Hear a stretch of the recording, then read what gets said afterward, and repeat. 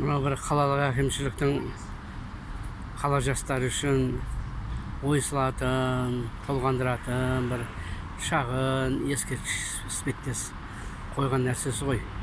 Өкінішке орай осы дүниенің беті, айналасы түгел өгей анайы сөздерге толы. Көрінген жерде жазу, көрінген жерде бәленше плюс түгенше махаббат деген сияқты. Басқа түк жоқ.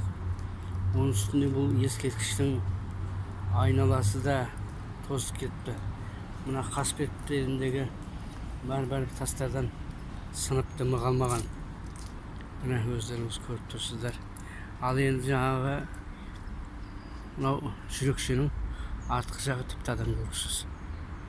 Көріңіздер, алматылықтар, біз өзіміз қалай сыйлаймыз, қалай бағалаймыз.